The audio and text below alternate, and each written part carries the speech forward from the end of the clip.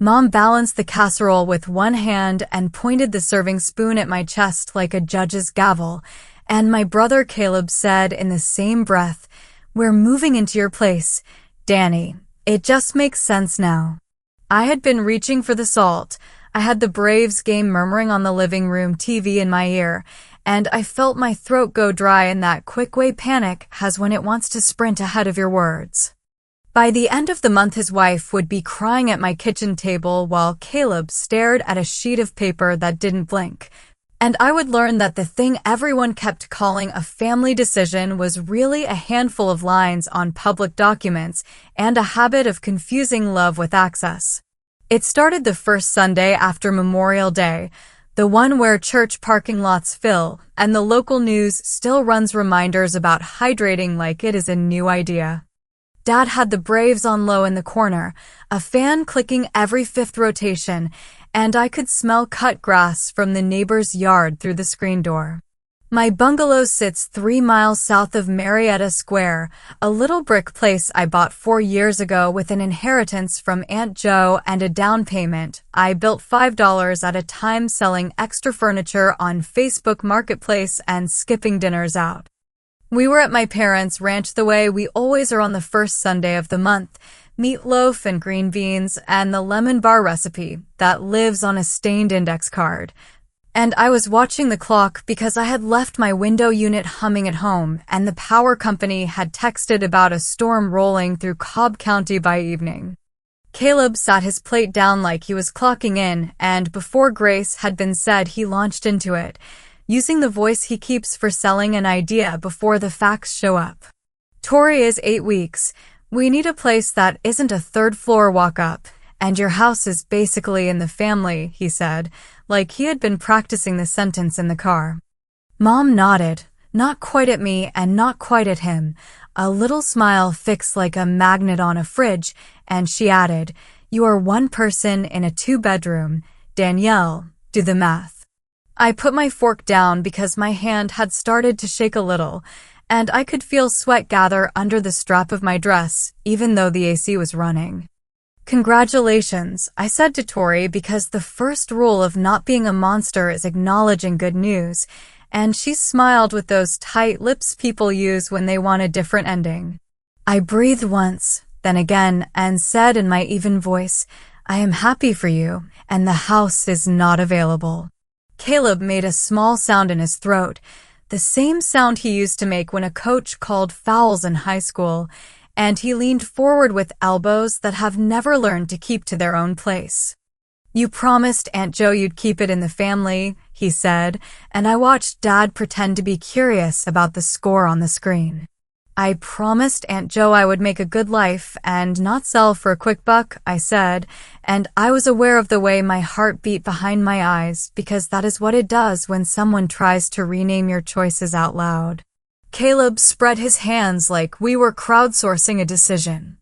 "We move in July 1st, he said. "We will pay utilities. You take the 2nd bedroom, and when Tori gets further along, you can figure out your next step." Tori touched his arm in that polite, warning way you do when the salesmanship is overshooting the room. "We can discuss options," she said, softer. Mom wiped an already clean counter with a dishcloth and said, "He is trying to do the right thing. Think about roofs and safety. Family helps family. You can sleep in the front room for a month. You do not need all that space." The room felt 10 degrees warmer, and the fan's click got louder like an impatient metronome. "I will not give you the house," I said, and I found the edge of the kitchen counter with my fingertips so that my legs would remember what to do if my brain forgot. That is not a conversation we are having. The hint that this was not going to blow over arrived the next morning folded in half and stuck under my front door like a takeout menu. It was one of those neighborhood flyers with a 3-color logo advertising a pre-listing home valuation, and it had my address printed under the words, "Family says time to right size," which made my shoulders crawl because the truth had not been invited to that sentence. I turned it over and saw the name of the agent, a woman my mother knows from church choir who once helped a couple from our pew buy a townhome off Barrett Parkway. At noon, while I ate a leftover lemon bar over the sink with a paper towel under it, the Cobb County Tax Office email pinged a note that my homestead exemption form had been updated with a new inquiry, which I had not made. I stood very still in my little kitchen, a fan on the counter pushing air that smelled like detergent from the dishcloth. And I dialed the number on the email because sometimes the only way to bring your heartbeat down is to hand a confusion to a stranger who never asked to be in your business.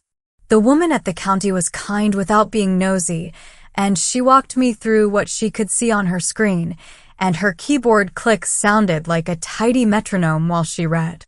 An online inquiry asking if the property owner is relocating and if the exemption will move with the owner, she said, and I could hear the piece of gum in her cheek click against her molars when she pauses.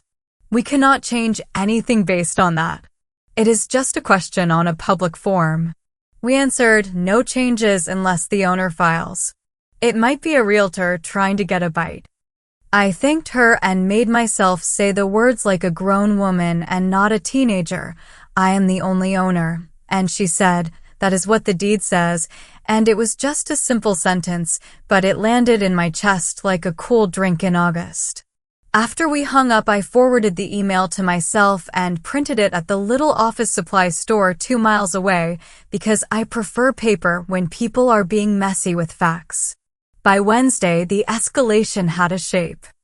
I came home from my job at the dental office, 1 mile west of the square, the place with the glass brick wall and 3 hygienists who hum when they polish, and there was a contractor standing on my front walk taking photos of my eaves with a phone in a cracked case. He had a clipboard and a polite frown, and his polo had the same 3-color logo as the flyer. Looking at soffits for the listing, he said, and he gestured toward my roof as if I had asked for a tour. You have the wrong house, I said, and my voice did not crack even though my stomach did. There is no listing. I did not order an estimate. You can delete those photos now. He shifted his weight and looked toward the street like he was asking a red light if it intended to change. Ma'am, the seller's family asked for a look, he said. We do a lot of work with, and he said the agent's name like it should mean something to me. Delete the photos, I said, and I did not move until he held the screen where I could watch him tap the trash icon 3 times. He apologized like a man who regrets getting caught in a wind he did not check the forecast for, and he left a card I did not take. And for the first time that week, I locked my storm door with the little key I never use because the spring sticks and you have to jiggle it to make it sit. That night I ate a microwave burrito over the sink and flipped between the Braves game and the local news because I needed to listen to a person saying things that did not involve the word family as a way to pry something out of someone else's hand. Thursday brought a group text from my aunt full of praise hands and a message that read, "Heard the big news.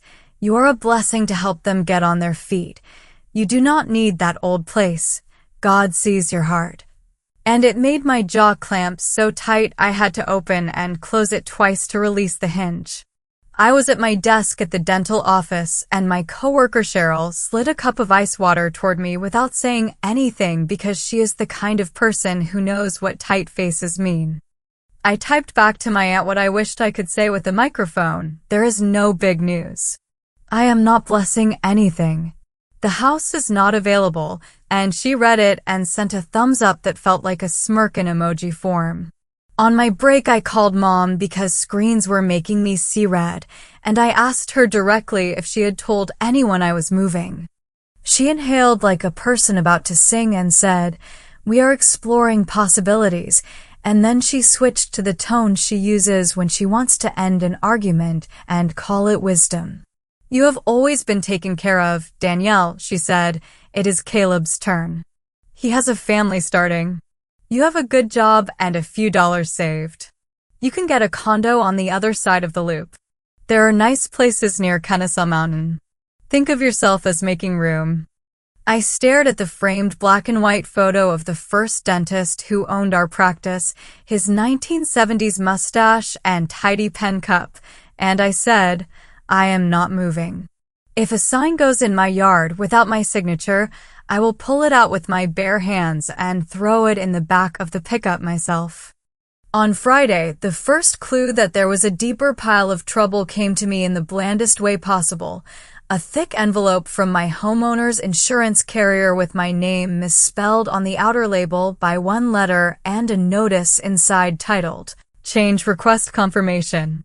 I sat at my little kitchen table with a grocery store rotisserie chicken cooling in its plastic dome and read the thing twice, and my chest did the slow burn it does when a long walk is coming whether I like it or not. The request was to add an additional insured occupant named Caleb and Victoria Harlan to my policy effective July 1st, with a note typed where the agent's comments go, "Family moving in as part of transfer of property to brother. Owner to vacate by August." I could feel the tendons in my hand tighten around the paper, and I made myself lay it flat because I have learned that crumpling something only makes you have to smooth it out later to show a person where the lie sits. I called the number on the letter and spoke to a man named Alonzo who said, "We have a digital request from a familiar email," and when he read the email address it was my mother's, and the muscles at the base of my skull felt like cables. He waited me out while I breathed, because there is a tone some people know how to use when they see panic and they do not want to add to it. "No change may be made without your voice, Miss Harlan," he said when I could speak. "I am declining this and putting a lock on the file. I am also making a note in plain language. You will get a letter in the mail. Keep it."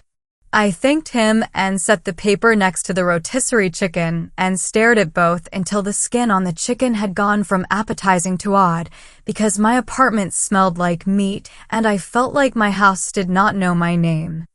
On the second Saturday of the month, I walked the 2 blocks to the neighborhood garage sale they always hold after the first payday, and I bought a used floor lamp for $8 and a box of mismatched mugs for $2 because mismatched makes me happy. And I needed to touch things that cost less than a fight. Mrs. Turner from 2 doors down folded newspaper around the lampshade and clucked like she does when she wants to tell you a story, but is trying to be discreet. "Saw a woman measuring your windows yesterday," she said in a tone that was half gossip and half alarm. "Tiny thing in wedges and a clipboard. I told her you work long hours and you would be home late." I thanked her and felt the heat rise up the back of my neck, because a home becomes a set when strangers start treating it like a place they will stand later to sell a thing they do not own.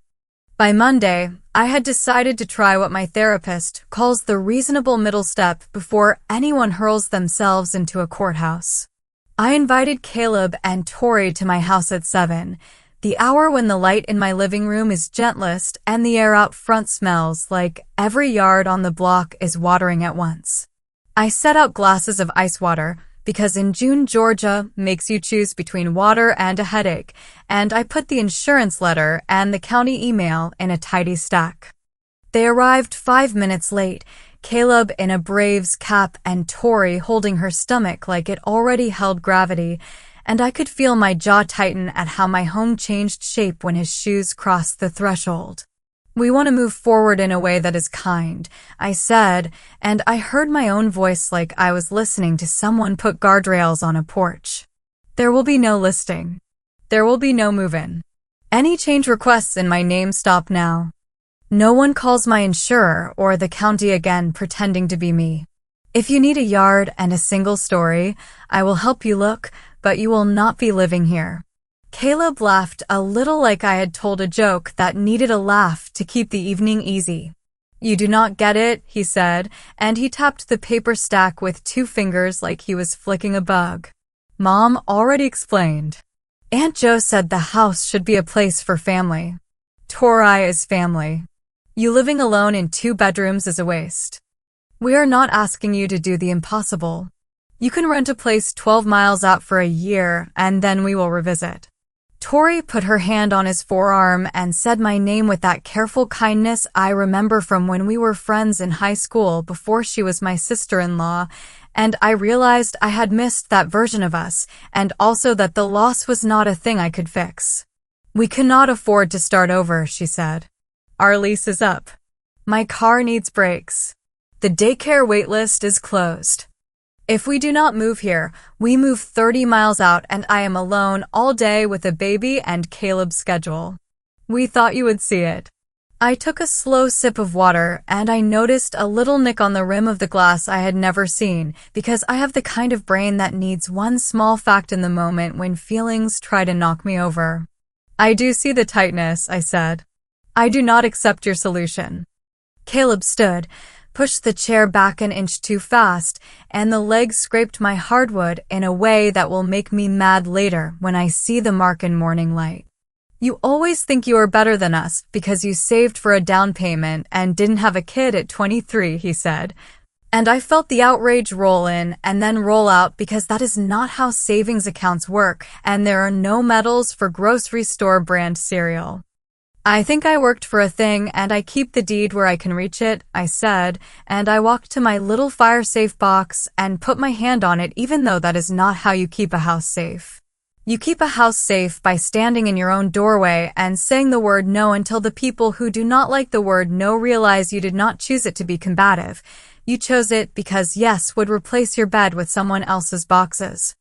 When they left, my hands shook for a good 10 minutes and I stood in my kitchen and let the Braves post-game run on low because I needed the sound of a man describing a loss without crying. At 10, my phone buzzed with a message from Mom that said, I cannot believe the way you spoke to your brother when he is trying to do right by his family. And at 10:05 Dad sent a single line, come by tomorrow, 7-ish, I will make tea. And the difference between those two texts was the difference between a door and a wall. I washed the glasses and put them upside down on the dish rack and wrote 3 sentences on a sticky note I stuck to the inside of my front door so I would see them every time I left. I am the owner. No one makes calls in my name. All conversations happen in writing. It felt dramatic and also like a grocery list. And I slept with the window unit humming and my little lamp on because sometimes being an adult looks like sleeping with the light on in your own house after you have told someone you love that you will not hand them the keys. Not now, not in July.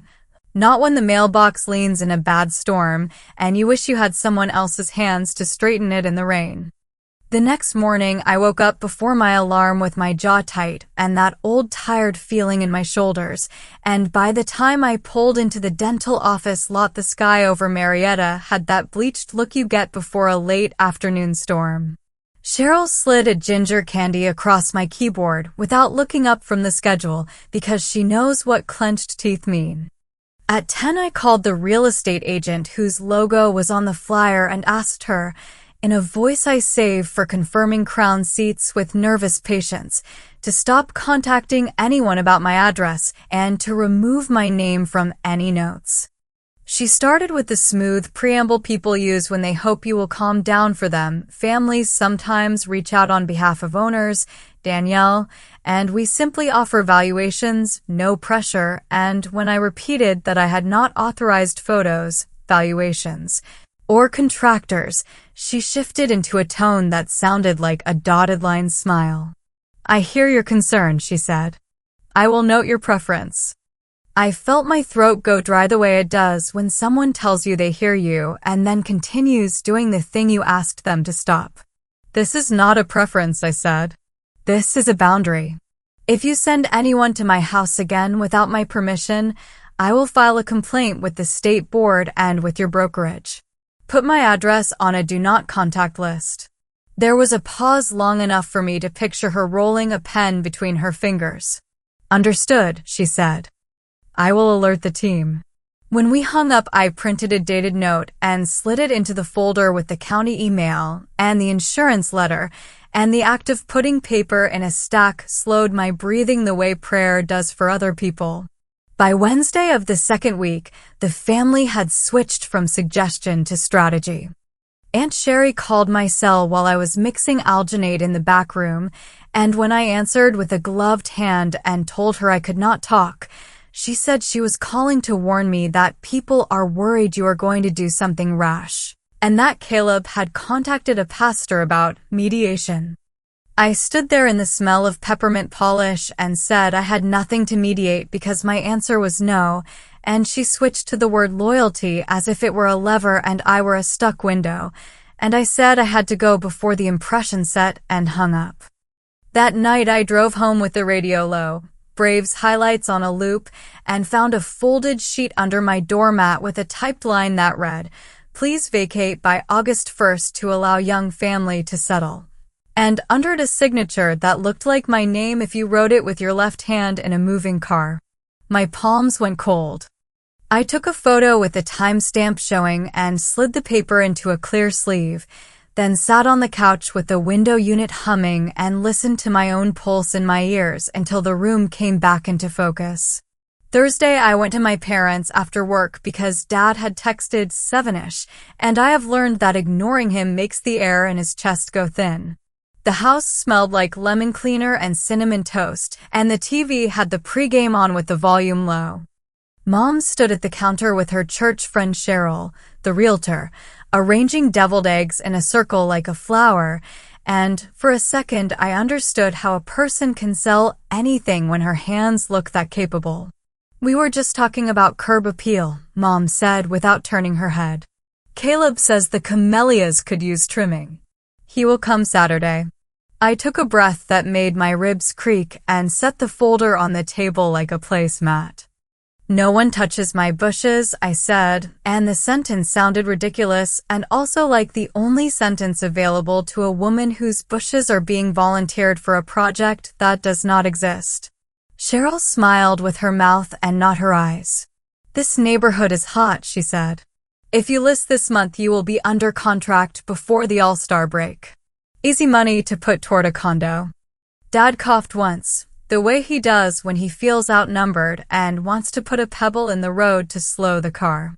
"She is not listing," he said. "It is not happening." Mom gave him the look that makes grown men refill salt shakers without being asked. "We are brainstorming," she said. "Do not make everything a fight." I opened the folder and slid out the insurance letter and the county email, set them side by side, and kept my voice level. "This is the last time I will say this without a third party present," I said. "Do not call anyone in my name. Do not sign anything in my name. Do not schedule anyone to step onto my porch. If a sign appears in my yard, I will call the police and have it removed as trespass. If a lock is changed, I will file a report." Cheryl's smile thinned. "Let us not be dramatic," she said. "We are all family." I felt my tongue stick to the roof of my mouth and took a sip of water and looked at my father. He kept his eyes on the TV and said, "The Braves are starting a rookie tonight," and it was not courage, but it was a refusal to pile on, and sometimes that is the best a person can do in a room. On Friday morning, the hidden truth began bleeding through the edges.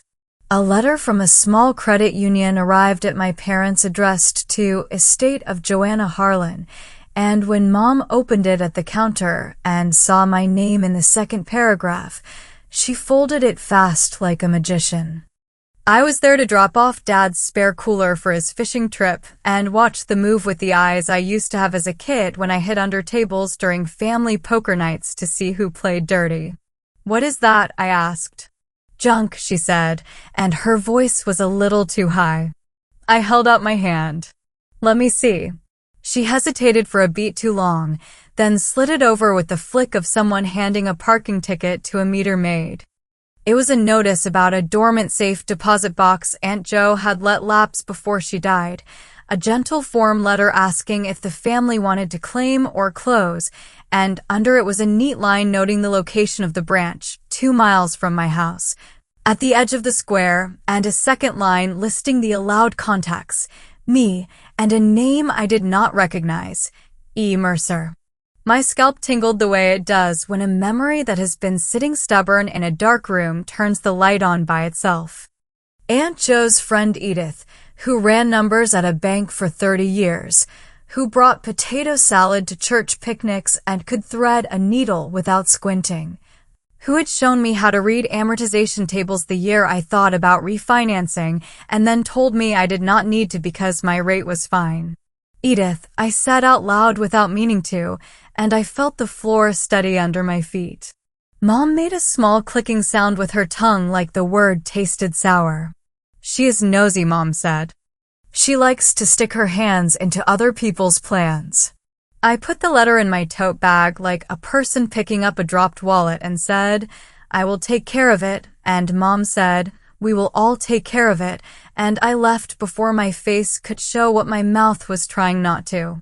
Saturday at 10, I walked into the cool blue lobby of that credit union with my palms sweaty and my driver's license in my fist and asked if Edith Mercer still had a box on file. The teller smiled like it was nice to be asked a question she could actually answer. She's retired, she said. But she comes in sometimes to visit. You might catch her at the library.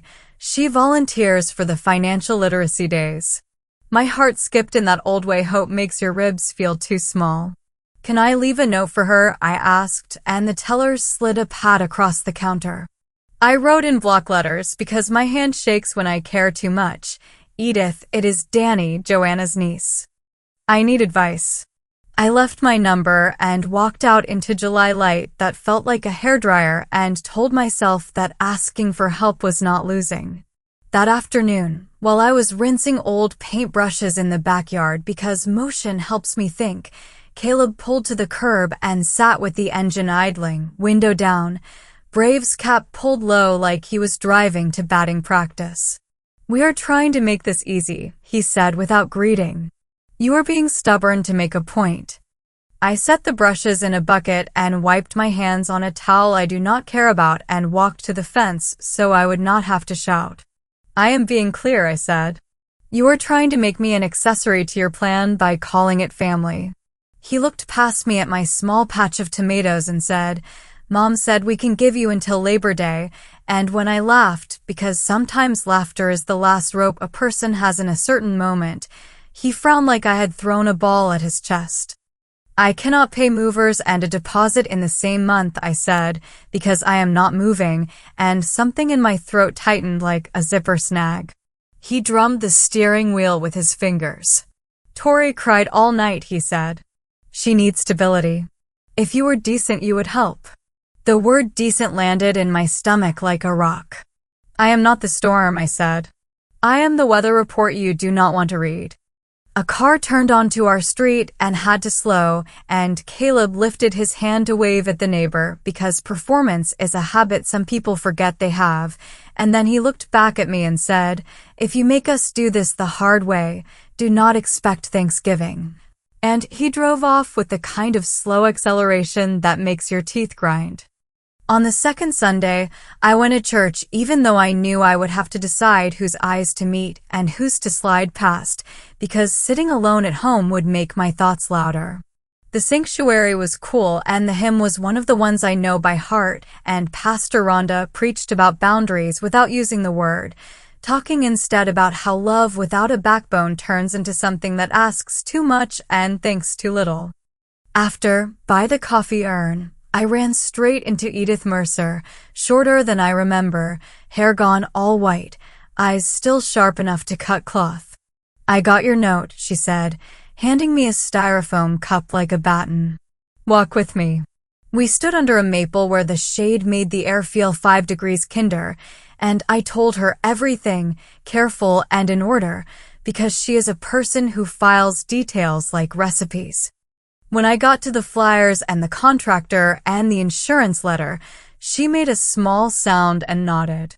Joanna kept a letter for you, she said, like she was telling me a train schedule. I did not give it to you the week she died because your mother asked me to wait until things settled and then time slipped, and then I thought maybe you did not need an old woman's words. That was my mistake. I felt my chest go tight and hot and my eyes sting, not because I needed Aunt Jo's permission to stand in my house, but because being seen by a person who has watched you grow up is a relief you cannot order off a menu. Edith pulled a thin envelope from her purse like a magician palming a coin and slid it into my hand. Read it at home, she said. Call me if the words make you wobbly. I read it at my kitchen table with the window unit ticking off and on. Aunt Jo's handwriting sloped left like always, and she had taped a small Polaroid of my house the week we closed, me on the porch with my hair a mess and a paper cup of grocery store soda in my hand. She wrote that she had not given me a thing to be shared by committee, that my name on the deed meant my name on decisions, that families confuse sharing with entitlement when they are scared, that she hoped I would be the kind of person who helped without erasing herself. She added one practical bit that made my skin prickle. If anyone tried to move you with paper you never signed, take the folder she had put in her safe deposit box to the clerk's office and file the owner's affidavit she had prepared with Edith. Because she had seen enough cousins try to reshape other cousins' lives with a few confident phone calls to last 3 lifetimes. At the bottom she wrote, "Do not let them write you out of your own story. If they call it pride, call it posture." The folder in the box held 3 things: a clean copy of my recorded deed, a 1-page affidavit form with blank lines for dates, and a notary spot titled Affidavit of Ownership and Possession, and a short letter on Edith's old bank letterhead explaining how to file it with the county if anyone clouded title with unauthorized claims. I held that thin stack of paper like a life jacket. On Monday, my lunch break, I drove to the county clerk's office with the Braves flag flapping lazily over the courthouse lawn and the air thick enough to chew, and the clerk behind the glass window had a baseball mug and a fan pointed at his face. He told me what line to fill, pointed at the notary in the corner, and stamped the affidavit with a sound that made my shoulders loosen. "This does not keep fools from being fools," he said kindly, "but it gives the next clerk a place to land when they get a call that does not sound right." I walked out into the heat feeling like the sun sat closer to the earth and also like the ground held me up again. Tuesday, we reached the point in Act 2 where somebody who has been ignored does something loud. At 2 in the afternoon, while I was lining up the afternoon crown seats in the computer, my doorbell camera pinged with a person standing too close to the lens. It was the same contractor from week 1 with a yard sign under his arm and a measuring tape, and he was talking on his phone, saying the words "photos at dusk" and "we will keep the seller out of the frame," and my stomach turned in a slow circle. I called 911 because there are times when you call your mother, and there are times when you call the number you can memorize in a dark room at 3 in the morning. And I told the dispatcher that an unknown person was trespassing and attempting to place signage on my property, that I was the owner, that I had not authorized any listing. The officer who met him at my curb 20 minutes later was polite and firm and asked him who hired him, and he said a name, and it was my mother's, and the officer told him to leave and told me to save the video and make a report at the precinct. The contractor looked embarrassed and said something about getting caught in the middle, and I told him quietly that I understood trying to make a living, but that the next time he walked up someone's path with a sign, he should make sure there is a signature somewhere and not just a mother with a plan. That evening, Mom called with the sound of a storm already in her voice. "There was no need to involve police," she said, and I said there was every need when a sign shows up on my lawn without my signature, and she said, "You think you are the only person in this house with paperwork?" And I heard the snap under the words. The belief that a family decision could be stapled to my life if they made enough calls in a row. "Come by," Dad texted 5 minutes later, and I went because I wanted to look him in the face and make sure he still knew what my name sounded like when I said it. The house was loud with too many fans and the Braves on low and 3 conversations fighting each other. Caleb had a sheet of paper in his hand that he kept waving like a flag. We talked to a friend, he said before I sat down, and there is a way to put the house in a family trust without making this ugly, and you can be the one who lives there until you get married, and then it passes to the line with children, which is us, and everyone wins. He said everyone wins like a man who wanted to sell me a treadmill with a broken belt. "There will be no trust," I said. "There will be no transfer." Mom slid a plate of store-bought cookies toward me like a peace offering that tasted like pity. Your aunt did not want you to cling to a thing and call it a life, she said. She wanted you to share. I put my palm flat on the table so I would not knock the plate onto the floor. She wanted me to stand up straight in my own doorway, I said. I have it in writing. The room went quiet the way rooms do when someone inserts paper into a fight. Show me, Mom said. No, I said, because I was done feeding evidence into a machine that liked to chew. On Thursday, I found the measure of my plan while standing in the dental supply closet because sometimes the best ideas come to you when you are breathing in the smell of latex and cardboard. I could not convince them with words, and I could not outshout a chorus built over decades, and I did not have the money or appetite for a courtroom. What I did have were dates, policies, a notarized affidavit sitting warm in the county system, and the ability to line up an audience that did not owe my mother anything.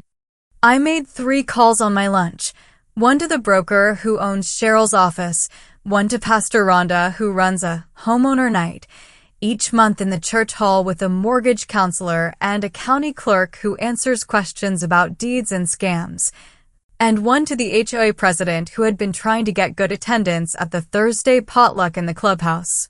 By 4, I had confirmations from all 3. The broker would review the behavior and ensure no further contact. Pastor Rhonda would move me to the front of the Q&A to talk about notarized owner affidavits and what to do when well-meaning relatives create chaos. The HOA would let me reserve the clubhouse for a neighborhood documents night if I brought snacks. The point was not a spectacle. The point was sunlight. If everyone who matters sees a thing clearly, fewer people will pretend it is fog. Friday evening, I walked the 2 blocks to the clubhouse with a tray of lemon bars and a folder that felt heavy in my tote even though paper has no weight, and the room smelled like floor cleaner and cold air from a unit that was trying its best.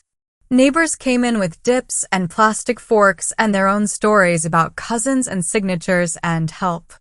The county clerk held up a sample deed and explained in plain language how names work, what homestead means, what it does not mean, how no one can ask a county to move an exemption with a phone call, how contractors should not step over a homeowner's line without something in writing. Pastor Rhonda asked me to give my 3 sentences into the microphone, so I did, hands steady on the edge of the metal podium, breath tight and then settling. I am the owner. No one makes calls in my name. All conversations happen in writing. I did not say my brother's name. I did not point at my mother. I stood there while older men nodded and women wrote the sentences on index cards, and a teenager in the back leaned forward like he was filing this for later when he would need it. After, while people were picking the crumbs of lemon bars off napkins, Cheryl's broker came up to me and said, "We will be speaking with her," in a voice that sounded like a door closing, and the HOA president thanked me for bringing people out. And a woman I had never met pressed my hand and said, "I thought I was crazy when my niece started bringing people to my porch with clipboards, and I felt the knot under my sternum loosen in a way I had not expected." Saturday morning the phone did not ring until 10, and it was Caleb, voice rough like he had slept badly. "You did not have to embarrass us," he said. Tori cried all night. I stood at my kitchen counter with a warm mug pressed into my palm and the window unit rattling like it always does on high. "I did not say your name," I said. "I did not show a single piece of paper with our family on it. If you felt seen, that is not my doing." He exhaled the kind of breath that feels like steam on your neck. "We cannot get into a place by August without help," he said. "You will not even co-sign?" My stomach clenched. "No," I said, and I felt the tremor in my voice and let it pass without apology. "I will not sign anything for you right now. I will help you call apartments with ground floor units. I will babysit so you can go look. I will hand you every resource I know. I will not merge my name with your bills. You have to stop trying to make me the solution to a problem I did not create." He made a small sound that could have been a laugh or a choke. "Mom says you will be sorry when we stop talking to you," he said. I am sorry already, I said, and I meant it in the clean way, not the manipulative way. I am sorry it is this hard. I am not sorry, I stood up. By Sunday night of the third week, the house was quiet, the Braves had blown a lead, and I sat on my couch with Aunt Joe's letter on my lap and the county clerk's stamp on my desk, and I knew the last part would be the worst. Because the thing about boundaries is that once you set them, people who have eaten in your kitchen for years will test them out of habit as much as hunger. I put together a clean packet with copies, deed, affidavit, insurance letter declined, county email, broker's response, and I slid it into a clear sleeve with a cover page that said in 13 ordinary words, "My home is not available. Please do not ask again." I did not know exactly where I would hand it over, but I knew I would need it ready, because storms do not set appointments. They arrive with their own clocks. On the last Wednesday of the month, I woke up with my mouth dry and that strange lightness in my chest that shows up when your plan is small but real, and I set the packet on my kitchen table and checked every page with hands that still shook when I got to my name on the deed. Then slid the plastic sleeve into my tote like a seatbelt and told myself, again, that plain paper and a steady voice were the only things I could carry into the last week without breaking something I could not glue back together. The local morning show talked about a pop-up thunderstorm over Kennesaw Mountain and a segment on garage sale price tags, and I stood with my coffee cooling in my hand while the window unit clicked on and off and tried to make peace with the fact that the next time the doorbell rang, I would have to stand upright in my own doorway and not blink first. By noon, my phone buzzed with a group text from Mom that read, "Family meeting Sunday after church, pastor can mediate," followed by 3 thumbs up from relatives who have always loved a circle of folding chairs, and I typed back, "No." Put everything in writing and hit send and watched the dots disappear and did not check the thread again because I needed my heart rate to stay under 100 if I was going to get through Thursday. Thursday after work, I drove to the clerk's office to pick up an extra stamped copy of the owner's affidavit because holding the raised seal in my hand made my shoulders drop a half-inch. The clerk with the baseball mug asked how the neighborhood potluck went and said it was nice to see paper used to stop nonsense instead of make it, and I smiled without showing teeth because showing teeth in this month was a luxury I had not had since Memorial Day. At home, I watered the tomatoes and wrote "No one enters without my permission" on a bright sticky note and stuck it to the inside of my storm door where only I could see it, because sometimes the words you need are the ones you say to yourself when you are alone. Dad texted game?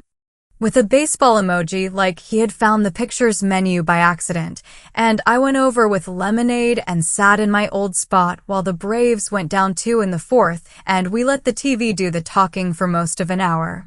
When I left, he pressed a folded sheet into my hand like a teenager passing a note across a desk. "I wrote down your 3 sentences," he said, looking at the doormat and not at me. "They help an old man remember what is true." I stuck the paper in my pocket and felt the corners like a little square of spine. Friday the sky went white and mean, and everyone at the dental office came in cranky because the parking lot felt like a stovetop. A patient recognized my last name off the appointment screen and told me he knew my mother from choir and asked with real concern if I was really going to make that nice boy and his wife find a place by the freeway. And I kept my voice level while I explained that my house was not on the table, and he nodded the way people do when they want to be polite and still carry home a story you did not tell. After work, I stopped at Aldi for milk and ice cream because a person can have a doorbell camera and a notarized document and still need a bowl of something cold in a quiet kitchen to get through a Friday. On the way out, I ran into Tori in the parking lot, her hand on the small curve of her stomach, a bag of frozen peas sweating through the paper in one hand. "We looked at a place 9 miles out," she said without hello, "first floor, no stairs. It smells like old carpet, but the windows are big." My throat tightened and my eyes burned in a way that had nothing to do with heat. That sounds like a start, I said. Do you want me to call about brake specials for your car? The shop on Powder Springs owes me a favor. She laughed once without joy. I do not know if I want your favors, she said, and then softer, I do not know what I want, and we stood there with the hum of the big cooler fans and the rattle of carts and the sun burning down. Two women who used to share fries at the Dairy Queen after Friday football games talking around a pile of months that would not flatten with a palm. Saturday, 2 days shy of the 4th, started with the sound of a truck backing up and a beeping that got inside my teeth. I was in my robe with my hair up in a clip and the window unit had not caught up yet, and when I looked through the blinds I saw a rented box truck idling at my curb, one ramp down, two of Caleb's friends in Braves caps pulling on gloves, and Caleb on the sidewalk with a roll of blue painter's tape stuck to his wrist like a bracelet. Tori sat in their sedan with the passenger door open, a bottle of water in the cup holder and a tight look that said this plan had been explained to her as a fact. I felt my stomach flip and settle and flip again, the way a fair ride used to do when I was small and thought I had more nerve than sense. I put on jeans and a clean t-shirt and tied my hair back and opened the front door and stood on my own porch with my toes on the seam where the mat meets the concrete. You cannot do this, I said without heat. You do not have permission to be here. Caleb lifted his chin with that old neighborhood swagger he thinks makes him look older. We are getting a jump, he said. I told Mom we would not wait for you to make a spectacle at church. You can help by labeling what you want to keep. He held up the painter's tape like a prop. My hands went cold and my jaw set, and for a second I saw Aunt Joe's handwriting, the little slant on the J, and then I saw the raised seal on the affidavit and felt the clipboard at the HOA potluck and the way the county clerk had said, "It gives us a place to land." No, I said, and I reached back with one hand to pull the storm door tight behind me so the latch would click. Please do not step on my porch. He took one step like a man who needed to prove he still could. I tapped the door frame with my knuckle. If you step over this line, I will call the police. Tori made a small sound from the car, the sound women make when they have run out of the words that soften hard things. He laughed without humor. You would do that to us, he said, like we were strangers at a tailgate. I did not answer. I pointed at the curb. Move the truck. He looked at his friends and said something I did not catch, and one of them said, Man, I do not want to be on the news, and the other said, It is Cobb County. They got nothing else going today, and Tori put her head in her hands and started to cry, not loud. Just that steady leak that wets the skin on your cheekbone and makes you wipe your face with the heel of your hand because you do not have a tissue and you are not going to ask for one from a person whose porch you do not have permission to stand on. I took a breath and let it out through my nose so my voice would land where it needed to. You can put the ramp up and go call apartment managers, I said. Or you can wait while I make a call you will not like. Either way, there will be no boxes inside my house today. He stood there, and for a second I thought he would back up, and then he did the thing I knew he had to do because the story he had written in his head demanded it. He put one foot on the first step. I stepped back, closed the door, and dialed 911 with fingers that did not shake now that they had a job. I told the dispatcher my name, my address, the make of the truck, the number of men, that they were family and also not authorized to enter, that I had a recorded deed and a stamped affidavit, that I was trying to avoid a fight. The officer arrived fast because it was a Saturday before a holiday and the city was quiet except for early grills and late yard work. He stood with his hands on his vest and listened to both of us and then asked for IDs and asked me to show him my packet. And I handed it over and felt the cold laminate of the sleeve against my palm and watched his eyes track down the page until he hit the raised county seal. Sir, he said to Caleb in a voice that had taken all the heat out of the day, you do not have permission to enter this home. If you cross the threshold, you can be charged. You need to leave. Caleb's friends looked at each other, and then at the ramp like it was suddenly heavy, and Tori cried harder, her fingertips pressed to the bridge of her nose, her shoulders moving in small jerks that made me want to put a hand on her back even though my hands had been employed for a month saying the word no. Caleb tried one more line, something about family and promises and Aunt Jo, and the officer shook his head like a man who has been to 100 porches and learned to keep his sentences short. Property law does not care who brought a casserole, he said. Move along. The truck rumbled and the ramp clanked and the men loaded the tape and the gloves and the painter's buckets back into the cab. And my brother stood in the heat with his jaw set, and then he looked at me like I had taken something out of his hands that he thought would weigh less than it did. "We're out of options," he said, and behind him Tori made a small sound that was not blame and not relief, but something in between. "You're out of this option," I said, and my voice went flat from the effort of keeping it kind. After the officer left, I opened the door and stood on my porch again because it felt wrong to speak through glass. "Do you want water?" I asked Tori, because her face looked blotchy and she was breathing too fast. She shook her head and then nodded, because sometimes your mouth says no while your body says yes. And I walked inside and poured 2 glasses and put a tissue box under my arm and came back out and sat on the top step while she took small sips and tried to get her throat to let them pass. Caleb stood on the sidewalk with his hand on the truck mirror like it could hold him up. "We have a lead on a place in Smyrna," he said, staring at the street. 9 miles. Month to month. I nodded once. "Tell me what you need. That is not my signature," I said. "I will give you a list of ground floor units. I will drive you to the ones with shade. I will call the brake shop. I will watch the baby when you go sign. I will bring over a used floor lamp that still works. I will not hand you my keys." His forehead went tight. "You think this is moral high ground," he said. "I think this is the only ground I have," I said, and the way my voice trembled at the end told me my body had finally clocked how tired I was. They left without slamming the doors, which felt like a victory for all of us. I sat on the step with the water sweating in a ring on the top stair and felt the air move for the first time that day.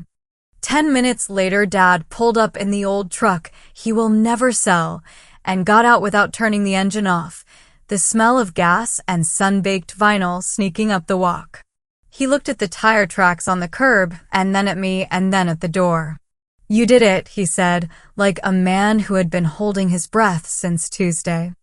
"I did a thing," I said, and he put a paper sack on the step between us and said, "I brought pimento cheese and crackers, which is not a fix, but it is a way a person says I cannot stop the wind, but I can hand you something salty to eat while it blows." Sunday after church, I did not go to a family meeting. I took a grocery store bouquet to Aunt Jo's grave and sat on the low stone in the shade and read her letter again, the part about posture, and I let myself cry without pressing my tongue to the roof of my mouth to stop it. And when I had wrung out enough water to make my face feel less hot, I drove by the small complex in Smyrna to make sure the parking lot looked safe and the stair rails did not wobble, because you can refuse to hand over your house and still care whether a woman you have known since she wore a ponytail to homecoming can carry groceries without shifting her grip halfway up the sidewalk. On the way home, the radio did a segment about the fireworks schedule for the 4th and a lost husky found 4 miles from home. And the emptiness I carry after a fight settled into something that felt less like a hole and more like a stretch of quiet you have to fill with a list and a pen. On Monday, the credit union called to say the safe deposit box had been closed without contents and the letter filed in the record, and I thanked the woman and put the note in my folder behind the insurance letter and the broker's email, because keeping all the paper together made my breathing slow. That evening, as the neighborhood practiced fireworks 2 days early and the air smelled like smoke and lighter fluid and cut grass, Mom called and I answered, because not answering forever is not a way to live. She skipped hello. "Tori cried herself sick," she said. "Your brother is exhausted." You have split this family over a building.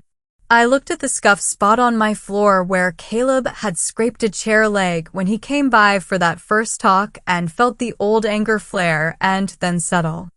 I am not splitting anything, I said. I am staying in my house. If that feels like a split, I cannot fix your feelings. I can tell you where to get a good rate on a moving truck that is available after 6 on weekdays. She breathed in sharply. Do not be fresh, she said, and there was a pause long enough for me to hear Dad cough in the background.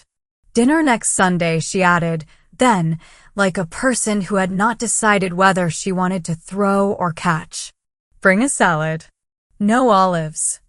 It was the closest we were going to get this month to a flag planted in the common ground.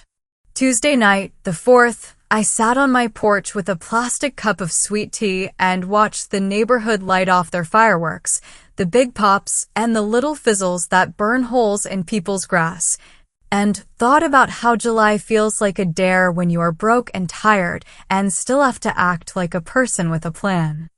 Around 9, my phone buzzed with a text from Tori that said, "We got this Smyrna place. Keys Friday. Do you have a spare floor lamp?" And I wrote back, "I do," and added, "I will bring pizza on move-in day." And after a minute she sent back, "No olives," and I laughed out loud in a way that felt almost like breathing. On Friday after work, I drove the 9 miles with a lamp and a box of kitchen basics, shouldered the door open with my hip while Tori balanced a sack of hangers under her arm, and the place smelled like old carpet and fresh paint and possibility. Caleb's face was tired but not hard, and for the first time in weeks, he did not look like he was trying to sell me anything. "There is no storage," he said, and I pointed at a spot in the bedroom where a shelf would sit without blocking the window, and I showed him where a crib would fit without pinching the door, and I handed Tori a roll of painter's tape and said, "Do not label anything yet. Live in it for a week and then decide," and she laughed the kind of quiet laugh that people use when their bodies are 1 inch from shutting down. We ate pizza on paper plates on the floor in a ring of boxes, and I brought napkins because the complex did not have a trash run until Tuesday, and when I stood to leave, Tori hugged me with both arms, tight enough to make my ribs notice, and said without looking at my face, "I am sorry for the porch," and I said, "Me too," and we both knew we were talking about the whole month. The Braves won that night by 1 on a late double, and Dad texted me a photo of the TV with his thumb in the frame like always, and I sent back, "Saw it," and he sent a single word, "T," with no question mark, which somehow made it more like a question. Sunday I brought the salad and no olives, and Mom fussed with the dressing and asked about Smyrna without asking me to admit that the lamp had been mine, and dinner was a little quieter. And when the game came on in the background, Dad turned the volume up 1 notch without her asking, which is how a man marks a truce when he does not have the nouns. Caleb did not stay for dessert because they had boxes to open, and that was true, and also because families sometimes need smaller rooms to practice being decent in before they come back to the big table. I slept hard on the last night of the month with the window unit humming and the lamp on low and Aunt Joe's letter in the drawer like a thing that had done its work. And I woke before my alarm and made coffee and wrote on an index card what I wanted to remember if next month tried to walk me back. Help without erasing yourself. Keep paper tidy. Say no out loud. The revenge everyone expected, raising my voice at dinner or changing the locks while they watched, turned out to be smaller and more annoying than that for the people who wanted an easy yes. It was an affidavit filed, a yard sign stopped at the curb, a broker's call to a realtor who had gotten too comfortable, a microphone in a church hall where other people heard the sentences they needed to say in their own kitchens. It was also watching a woman I care about cry on my step because she is in a hard month, and I am not the person who can fix that without breaking something I need to keep living in. The day after rent was due, the city ran a segment on local news about notary scams and deed fraud and how to check your county records, and I stood in my kitchen with a dish towel over my shoulder and nodded like they could see me. I mailed Edith a thank you card with a photo of my porch attached and a line about the tomatoes finally turning red. I rehung the little picture of Aunt Jo's Polaroid on the hall wall where the light falls in the afternoon. I answered Mom's text about the church rummage sale with "I will bring hangers," and I meant it because being useful in small ways is not the same as being used. And when I sat down to watch the Braves that night with the volume low and the fan clicking its every fifth rotation click, I realized my shoulders were not up around my ears for the first time in 5 Sundays, and my name felt like it fit in my mouth again. And if that sounds grand for a woman who did nothing more than keep her house, then maybe keeping your house in a family like mine is the grandest thing a woman does without anyone clapping.